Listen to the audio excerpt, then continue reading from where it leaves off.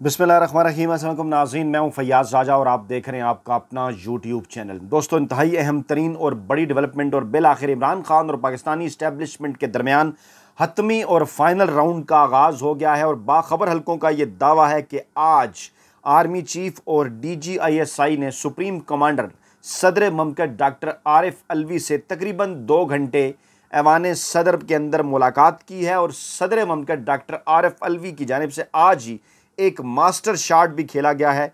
उसकी तफसीलात भी आपके सामने रखेंगे, लेकिन इस खबर की डिटेल में जाने से पहले दिल परेशान है। लाहौर से पाकिस्तान तहरीक इंसाफ के टिकट होल्डर इबाद फारूक के बेटे की वीडियो देखकर आपको मैं नहीं दिखा सकता, बड़ा जुल्म है। इसके ऊपर भी हिम्मत पैदा करेंगे आगे चलकर वीडियो करने की। इस पर कुछ एक्सक्लूसिव तफसीलात मैं इकट्ठी कर रहा हूँ, आपके सामने रखूँगा। लेकिन सर-ए-दस्त वापस आते हैं।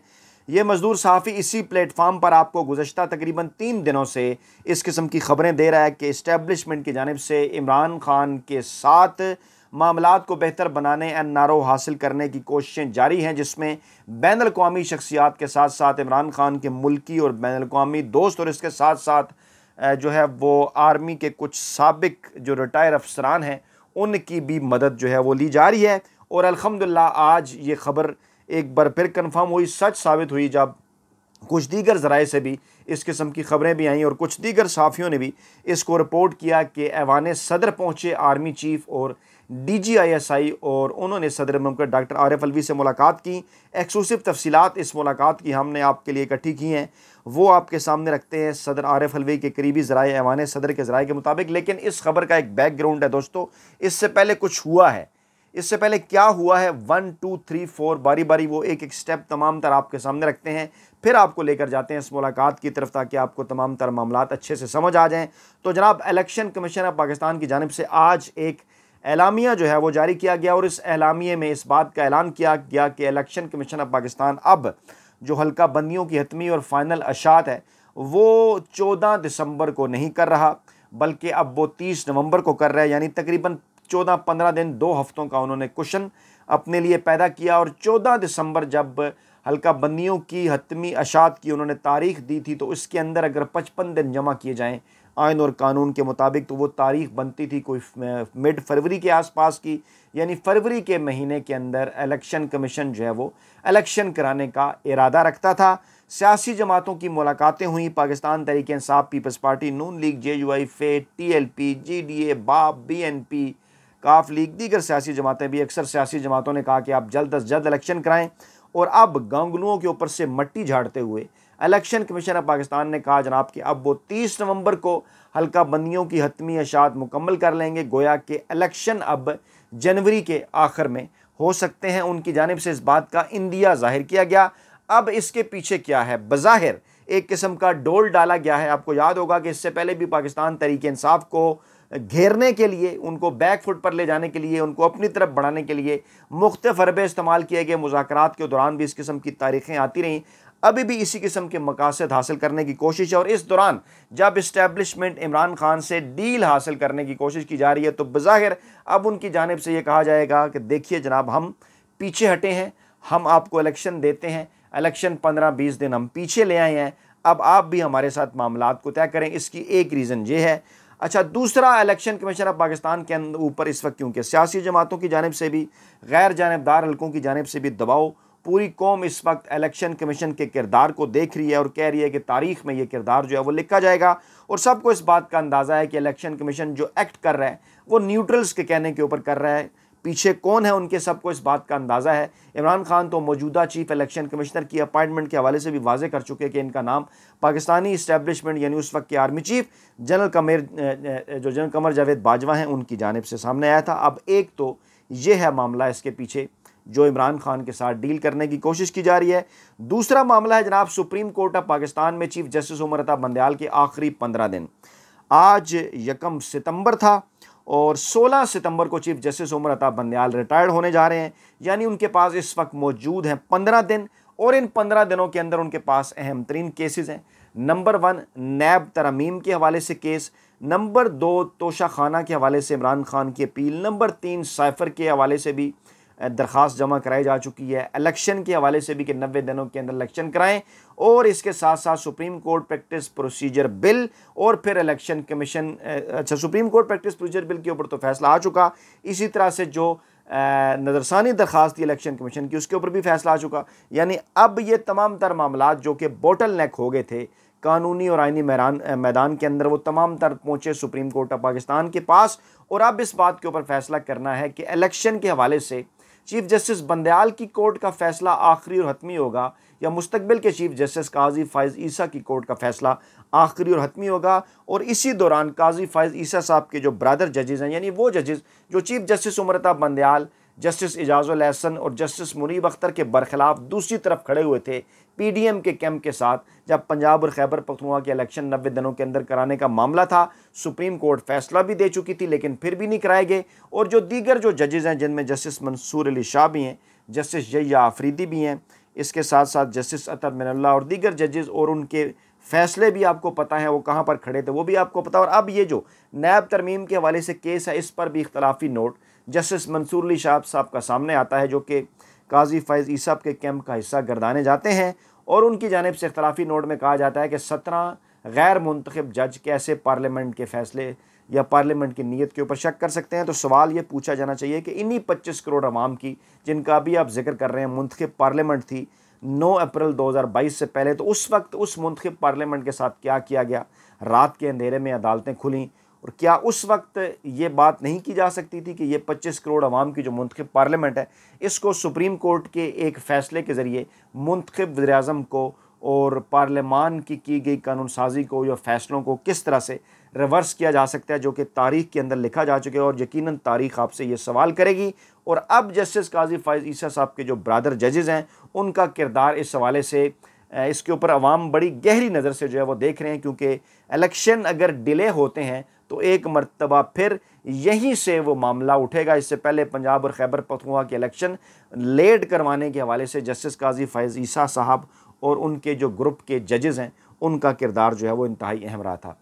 तीसरा मामला अहम तरीन, बल्कि चौथा मामला अहम तरीन, ये तो 3 मामले तो हो गए, इलेक्शन कमीशन, सुप्रीम कोर्ट में बंदयाल के आखिरी 15 दिन और फ़ाइज़ ईसा साहब के ब्रदर जजेज़ का किरदार। चौथा अहम तरीन मामला, आज के दिन से एक बार फिर पाकिस्तान तहरीक इंसाफ के ख़िलाफ़ सख्त तरीन क्रैकडाउन शुरू कर दिया गया है।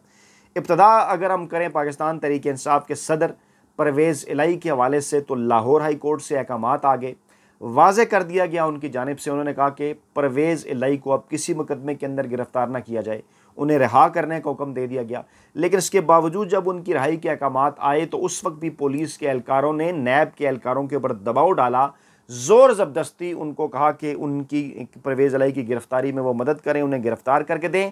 नैब के एहलकारों ने इनकार कर दिया और उन्होंने कहा कि हम मज़ीद गालियाँ जो है वो नहीं खा सकते, आप हमें इस्तेमाल करके हमें आगे लगाकर अपने मतलब के काम करते हैं। उन्होंने मदद करने से इनकार कर दिया। और उसके बाद फिर ज़राए का दावा है कि सादा लिबास में मलबूस चंद एहलकारों ने पुलिस एहलकारों की मदद की, और गिरफ़्तारी अब इसे नहीं कहा जा रहा बल्कि बाकायदा तौर पर पाकिस्तान तहरीक इंसाफ के जो सदर हैं चौधरी परवेज़ इलाही, साबिक वज़ीर आला पंजाब, साबिक स्पीकर पंजाब असम्बली, उनको बाकायदा तौर पर अगवा करके नामालूम मकाम पर मुंतकिल कर दिया गया। यहाँ से आप अंदाज़ा लगा सकते हैं कि इस वक्त मुल्क के अंदर क्या सिचुएशन है आइन और कानून की, लॉ एंड आर्डर की, और किस तरह से आइन और कानून की धज्जियाँ उड़ाई जा रही हैं। और जो लोग ये बात करते हैं कि इस वक्त इमरान खान का पाकिस्तानी इस्टेब्लिशमेंट के साथ जो है कोई मैच है आमने सामने है, अब तो लोग ये बात करने लगे हैं कि अब बाकायदा तौर पर इस्टेब्लिशमेंट और पाकिस्तानी अदलिया एक दूसरे के आमने सामने है। और देखा जाना चाहिए कि अदलिया जो है वो किस हद तक अपने जो अहकामात हैं उनके ऊपर अमल करा सकती है। परवेज़ इलाही के साथ जो कुछ आज होता है अदालती अहकामात के बावजूद, वो उस जानिब वाज़ेह इशारा है कि पाकिस्तान के अंदर इस वक्त जंगल का कानून है और जो आपका दिल करता है वो आप करें, कोई भी आपको पूछने के लिए तैयार नहीं। और ये यकीनन अदलिया की आज़ादी के ऊपर एक बहुत बड़ा सवालिया निशान है। दूसरा मामला जनाब ओन अब्बास बप्पी, उनकी जानिब से भी एक सोफ़े पे बैठे हुए घर की एक वीडियो उनकी सामने आ गई, जिसमें वो तहरीक इंसाफ से लातल्की का ऐलान कर रहे हैं। हालांकि डटे हुए थे, खड़े हुए थे बड़े देर के साथ इमरान खान के साथ। लेकिन इसमें अहम तरीन मामला ये है कि PTI की ऑफिशियल ट्विटर अकाउंट से भी आ जाता है, इसके ऊपर मैसेज आता है। फ़ारूक हबीब भी, अमाद अज़हर भी, दीगर PTI की क़यादत भी बात करते हैं और वो कहते हैं कि हमें तमाम तर मामलात का पता है, ओन अब्बास के साथ खड़े हैं, किसने क्यों कैसे उनसे इस किस्म का मैसेज रिकॉर्ड कराया, हमारी हमदर्दियाँ उनके साथ हैं।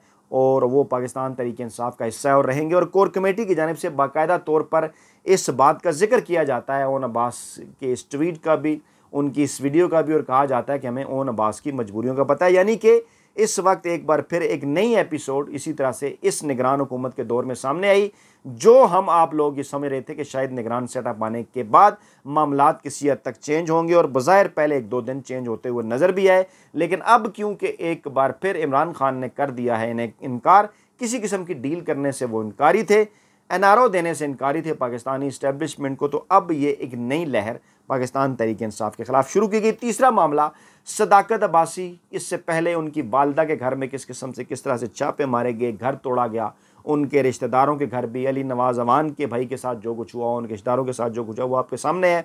अभी बल्कि अली नवाज अवान साहब ने ट्वीट किया सदाकत अब्बासी के मतलब बताया कि उन्हें भी जो है वो नामालूम अफराद ने जो है वो अगवा कर लिया है और उन्हें भी नामालूम मकाम पर मुंतकिल कर दिया गया है, और कसूर उनका भी यही है कि अभी तक वो इमरान खान के साथ जो है वो क्यों खड़े हुए हैं, और उन्होंने क्योंकि इमरान खान का साथ छोड़ने से इनकार कर दिया, इसलिए उनके खिलाफ भी बिल्कुल उसी किस्म की जो कार्रवाई है वो की जा रही है।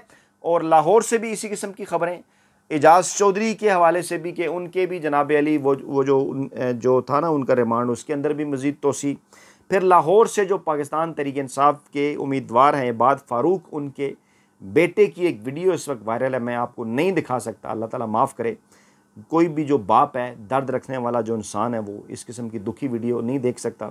हिम्मत करेंगे, बहरहाल कोशिश करेंगे, इसके ऊपर कुछ मेरे पास चीज़ें आ जाएँ तो फिर मैं आपको अगली वीडियो में इसके ऊपर भी बात करें। यानी ये ताज़ा तरीन क्रैकडाउन इस वक्त पाकिस्तान तहरीक इंसाफ के खिलाफ जो है वो जारी है। अच्छा, फिर ये होता है आज के सदर ममलकत डॉक्टर आरिफ अलवी की जानिब से अपनी कानूनी टीम के साथ की जाती है मुशावरत, और क्योंकि इलेक्शन कमीशन के बाद जो वजारत कानून है उनकी जानिब से भी सदर को यही कहा गया कि नहीं जनाब, इलेक्शन एक्ट के अंदर तब्दीली हो चुकी है और अब आप तारीख नहीं दे सकते और इलेक्शन कमीशन देगा।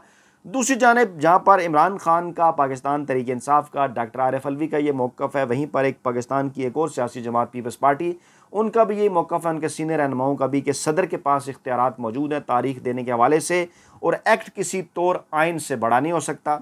3 चीज़ें होती हैं जनाब, एक ज़ाब्ता होता है, एक आइन, कानून और एक्ट, 3-4 ये जो चीज़ें, इसमें जो ज़वाबित हैं किसी इदारे के, एक्ट या कानून उनसे ऊपर हुआ करता है और फिर आइन सबसे ऊपर हुआ करता है। और जहाँ पर एक क्लैश होता है एक्ट का या कानून का या ज़ाब्ते का आइन के साथ, तो डेफिनेटली आइन की बात मानी जाती है। तो आइन के अंदर ये चीज़ है कि तारीख़ इलेक्शन की देंगे सदर ममलकत, जो भी सदर होंगे इस वक्त हैं डॉक्टर आरिफ अलवी, जबकि एक्ट के अंदर तब्दीली करके PDM माफिया ने ये इख्तियार इलेक्शन कमीशन को देने की कोशिश की, लेकिन आइनी और कानूनी तौर पर उनके पास ये इख्तियार नहीं है। और अब भी तलाश ये आ रहे हैं कि सदर ममलकत डॉक्टर आरिफ अलवी ने जो मुशावरत की है, उस मुशावरत के नतीजे के अंदर जो 90 दिन के अंदर तारीख देनी है इलेक्शन की, उसका ऐलान सदर ममलकत डॉक्टर आरिफ अलवी की जानिब से एक और ख़त लिख कर इलेक्शन कमीशन को सामने आ सकता है। और मुमकिन तौर पर जो वो तारीख हो सकती है वो हो सकती है जनाब नवंबर की ही, क्योंकि 90 दिन का अगर हिसाब लगाया जाए तो 15 सितंबर के आसपास तारीख आ जानी चाहिए, क्योंकि 54-55 दिन का शेड्यूल होता है और ये तारीख बनती है 9 नवंबर के आसपास। और गोया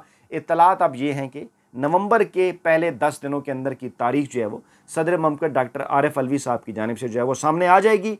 और अब उसके बाद फिर मामलात जाएंगे सुप्रीम कोर्ट ऑफ पाकिस्तान की जानिब, क्योंकि इलेक्शन कमीशन फरवरी से पीछे आके जनवरी तक पहुँचा और सदर अब बात कर रहे हैं नवंबर के महीने की। और जो दिसंबर जनवरी की ये बात कर रहे हैं उस पर तो लोग ये भी एतराज़ कर रहे हैं कि दिसंबर जनवरी में शदीद तरीन सर्दी होती है पाकिस्तान के अंदर, और दिन भी छोटे होते हैं, और वोटर टर्नआउट को क्या कम रखने की ये साजिश है या दीगर मामलात भी हैं। खैर, फैसला इसके ऊपर सुप्रीम कोर्ट ऑफ पाकिस्तान ने करना है। अब ये था वो माहौल कि जिस माहौल के अंदर आज ये खबर आई कि army chief general Asim Munir और DG ISI ने सदर ममलकत डॉक्टर आरिफ अलवी से मुलाकात की है। अवान सदर के ज़राए का, सदर ममलकत डॉक्टर आरिफ अलवी के ज़राए का के जो करीबी ज़राए हैं उनका ये दावा है कि एक बार फिर जो इस्टेब्लिशमेंट है उनकी जानिब से यही कहा गया है कि आप इमरान खान को मनाएं और इमरान खान से ये कहा जाए कि वो रजीम चेंज ऑपरेशन और साइफ़र के मामले के ऊपर जो है वो खामोशी इख्तियार करें कुछ अरसे तक। बल्कि इससे पहले तो ये बात भी सदर ममलकत को कही गई, इस मुलाकात के अंदर उस बात का जिक्र भी आया कि जो इमरान खान को ये ऑफ़र भी की गई कि जनाब आप पाकिस्तान छोड़ दें कुछ अरसे के लिए, केसेस आपके ऊपर सारे ख़त्म कर दिए जाते हैं, माफ़ कर दिए जाते हैं, पाकिस्तान तहरीक इंसाफ को लेवल प्लेइंग फील्ड भी दी जाती है, आप कुछ अरसे के लिए चले जाएं बाहर। लेकिन इमरान खान ने इसके ऊपर पहले भी इनकार कर दिया, आज भी डॉक्टर आरिफ अलवी ने यही कहा इस्टेब्लिशमेंट को कि इमरान खान ये बात नहीं मानेंगे। इससे पहले कोशिश हो चुकी बुशरा बीबी के ज़रिए, इमरान खान की बहनों के ज़रिए। अच्छा, दूसरी जानिब से प्रोपेगेंडा कुछ और है, उसका आपने तोड़ करना है। ये मजदूर साफ़ी उसका तोड़ भी करेगा, आपको बताएगा भी असल खबर। दूसरी जानिब से अब ये कहने की कोशिश की जा रही है कि सदर ममलकत जो है वो इमरान खान के कहने के ऊपर मुलाकात कर रहे हैं और वो इमरान खान के लिए कोई इस्टेब्लिशमेंट के साथ NRO उनसे मांग रहे हैं। कतन इस किस्म की कोई बात नहीं है, क्योंकि इस वक्त अगर किसी को NRO की ज़रूरत है तो इमरान खान नहीं बल्कि पाकिस्तानी इस्टेब्लिशमेंट है। मुल्क के जो हालात हैं, इकानमी जिस तरफ को जा रही है, हाथ खड़ा कर दिए हैं उन तमाम लोगों ने जो इस मुल्क को चलाने का दावा करके आए थे और अब देख रहे हैं एक बार फिर पाकिस्तान के मकबूल तरीन अवामी रहनुमा इमरान खान की जानिब। लेकिन उससे पहले इमरान खान से वो हासिल करना चाहते हैं NRO, जो कि इमरान खान किसी सूरत इन्हें देने के लिए तैयार नहीं है। बहरहाल सदर ममलकत डॉक्टर आरिफ अलवी ने यह कहा कि वो इस मामले के ऊपर ज़रूर इमरान खान के करीबी लोगों से या बराह रास्त इमरान खान से बात करेंगे कि वो रजीम चेंज और जो साइफ़र का मामला है इसके ऊपर वो आज जो उनका मौक़िफ़ है इससे किस हद तक जो है वो पीछे हट सकते हैं और उसके बाद ही वो कोई जवाब जो है वो दे सकते हैं। तो जनाब ये थी तमाम तरह अपडेट्स। अपना बहुत ख्याल रखिएगा, दुआ में याद रखिएगा। नई वीडियो के साथ जल्द हाजिर होंगे। अल्लाह ने के बाद।